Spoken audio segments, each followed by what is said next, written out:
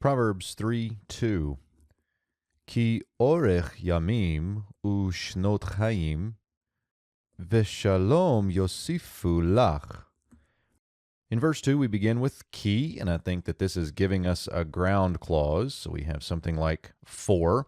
And what it is grounding is what we saw in verse 1, where the Father instructed the Son to not forget his teaching and to let his heart keep his commandments. Okay, why, Daddy? Why, Pops? Why should I do this?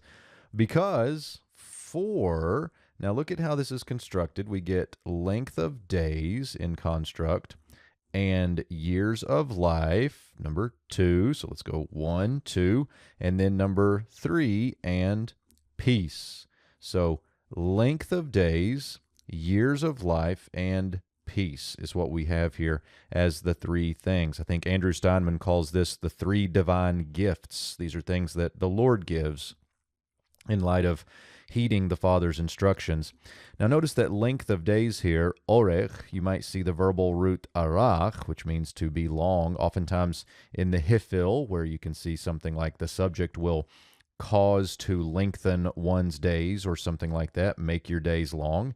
Here we just get kind of the generic idea of length of days. So long life is found in wisdom. Now that's not guaranteed. It doesn't mean that just because you live wisely that you're going to live long, but it does have implications that if you don't live foolishly, that it will add days to your life. So length of days is one of these gifts of God that can be given with wisdom. Notice here that it is length of days. That's how we've been translating this. But notice that orech is a seglet noun. It's an O-class seglet noun. And so what you get in a construct is the accent here. So remember that with seglet nouns, the absolute and the constructs are going to be the same form.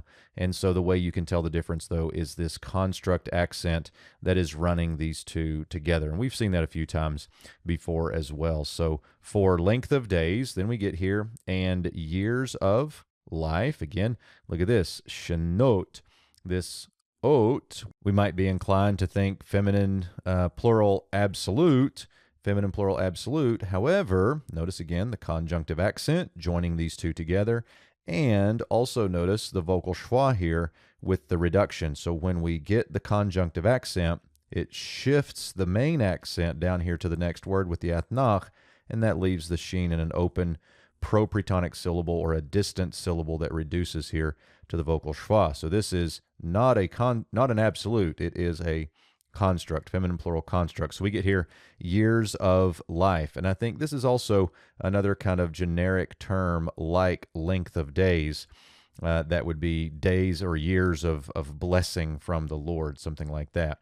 Next we get and peace, shalom. Now this is a word that we know fairly clearly and fairly regularly, shalom, peace. This could be referring to political peace. That could also be referring to something like completeness or wholeness. One of the places where the verbal root shin lamed mem occurs that I like is in the book of Ruth. May the Lord repay you is how it occurs in English. May the Lord repay you for the loving kindness that you have shown.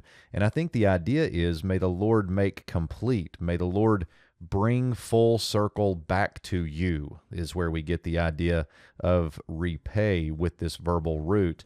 And so this idea of completeness or wholeness is at play here. And I think that that can be very helpful as it relates to understanding wisdom. Keep my instructions. Listen to my commandments. Don't forget my instructions, because that's going to bring a wholeness to life that maybe is indescribable, maybe is you're not easily able to put your finger on it, except that you just simply know the Lord is good and is blessing you with this peace and contentment and joy in who he is for you. So those are the 3 things: length of days, years of life, and peace. And then we finally get the verb here, yosifu. So here we have a hifil imperfect, third masculine plural. We've got the yod preformative, shurik subformative. The verbal root here is yod samic pei, yod samic pei. And notice here that with the yod, this is a one vav yod verb that in the hifil gets shifted to a holem vav. So yosifu, we do still get the hirik yod thematic vowel of the hifil, and this would be something like they add to you, or they will be added to you, something like that. Now, the you here is a 2ms pronominal suffix on the lamed preposition. That's a little bit odd because we typically think the 2ms is going to be cha, and the 2fs is ech, or something like that.